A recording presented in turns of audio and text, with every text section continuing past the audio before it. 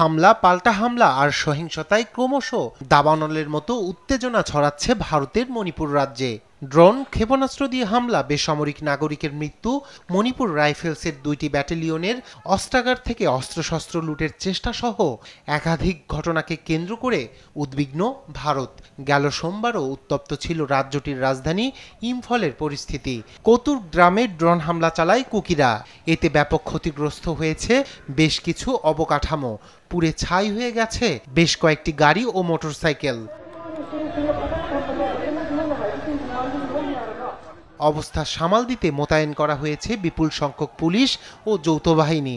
এদিকে শান্তি ফেরানোর ক্ষেত্রে প্রশাসনের ভূমিকা নিয়ে প্রশ্ন তুলে প্রতিবাদে নেমেছেন বহু মানুষ। রোববার রাতে ইম্ফলের রাস্তায় নামেন বিপুল সংখ্যক নারী। রাজ্যে শান্তি ফেরানোর পাশাপাশি মুখ্যমন্ত্রী এন বীরেন সিং এর পদত্যাগের দাবি তুলেছেন তারা। बाहर के लोगों को ये संदेश देना चाहता हूँ, अभी मणिपुर में क्या हो रहा है सबको पता है। दिन ब दिन आदमी मर रहा है, कुकी लोग ने फायरिंग किया है। वो जो गांव का रक्षक, इधर का रक्षक है, वो बराबर कुकी लोग ने फायरिंग किया है। हम लोग तो इसकी प्रोटेक्शन कर रहे हैं। हमारा जन्मभूमि से, इंडिया से निकालना नहीं चाहता है।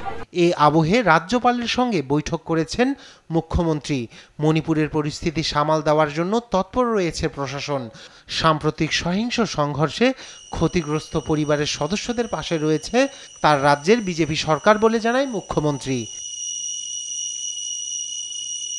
মণিপুর পুলিশের কর্মকর্তা রাজীব সিং বলেন, রাজ্যে সাম্প্রতিক সহিংস ঘটনাগুলোর কারণে মণিপুর পুলিশ যৌথ বাহিনীর সঙ্গে বেশ কিছু পদক্ষেপ নিয়েছে।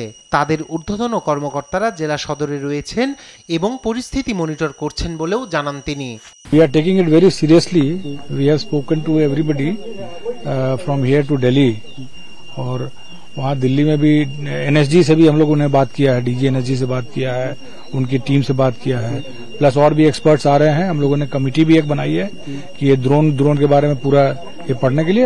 এদিকে মণিপুরের বর্তমান পরিস্থিতি নিয়ে উদ্বেগ জানিয়ে প্রধানমন্ত্রী নরেন্দ্র মোদীর হস্তক্ষেপ কামনা করেছেন দিল্লির মেতেই আহ্বায়ক কমিটির নেতা সেরাম রোজেশ। जहाँ जहाँ मोदी जी है सब दिलाएंगे, न्याय दिलाएंगे। कहाँ है मणिपुर का न्याय? সাম্প্রতিক সময়ে আক্রমণের জন্য অত্যাধুনিক প্রযুক্তির ক্ষেপণাস্ত্র এবং ড্রোন ব্যবহার করা হচ্ছে, সে নিয়ে ওঠে নানা প্রশ্ন। ইতিমধ্যে সামাজিক যোগাযোগ মাধ্যমে বিভিন্ন ভুয়া পোস্টকে ঘিরে উত্তেজনা সৃষ্টি হয়েছে বলে অভিযোগ ওঠে।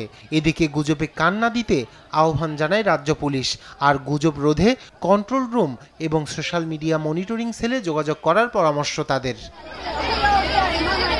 রায়হান কবির শুভ্র, নিউজ ডেস্ক, দেশ টিভি।